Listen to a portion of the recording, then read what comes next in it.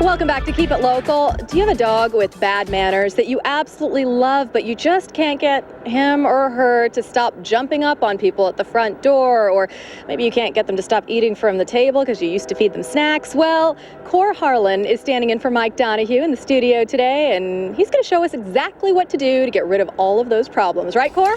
Well, that's the theory anyway, and a lot of this is, first of all, let me introduce Al Holzer. He is with the Bark Busters Home Dog Training, right? You go to people's houses and you train people or train dog. Well, you do train people a lot too to get the dogs out of the bad habits. The first one I want to talk about, and we've talked about this, the theme running through all of good dog behaviors is that the human is the pack leader in all of this, and the dog needs to know somehow that he or she is not, correct? That's correct.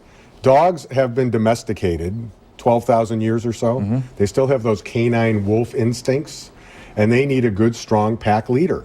And if they don't have that, they can have behavioral issues. The first one is dogs jumping up at the door. Now, we talked about this a little bit earlier. Your cure for dogs not jumping up to people or barking when they come to the front door is what? Actually growling at the dog a little bit? Well, we do a lot of different things, and we're teaching the owner that the owner should be protecting the dog. The dog does not need to protect the owner. Right. And a lot of times when dogs are on alert and they think they have to answer the front door, they think they're the leader of the pack. So the door knocks, the doorbell goes off. What do you do?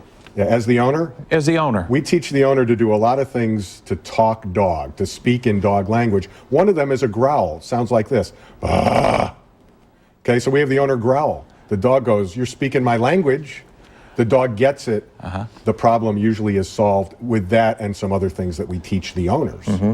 Second thing is a real bad habit of dogs have is jumping up on people when they come. Yeah. You don't step on their feet. Now, I mean, a lot of people do that. We don't do anything physical. We don't believe in it. It's all humane. But dogs that jump up aren't just being friendly. I love to see you. Oh, it's great to be. Right. That's a dominant behavior. Because height in the canine brain is also dominant. So when the dog jumps up, it's gaining height. Right.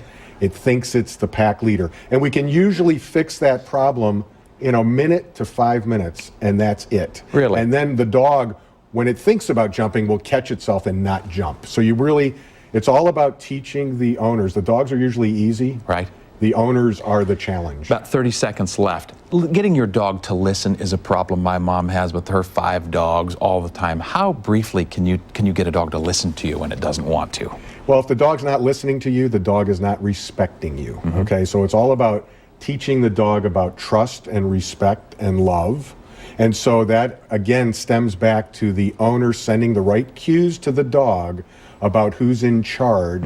So the dog goes, you're the boss. Right. I can relax. I don't need to take on that role. And I'll listen to you and respond to you. Because by definition, if you're the leader, they should listen to you. Al Holzer with Bark Busters Home Dog Training, and Oscar, the very well-behaved big poodle on the ground here. Thanks very much, Priya. It is all about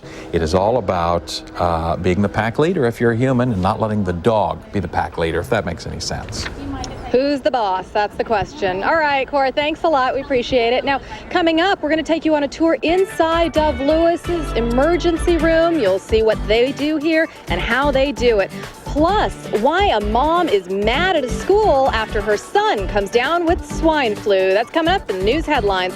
And on this Friday, we're, of course, thinking about the weekend. Will the sunshine hold? We'll have the answer when we come back.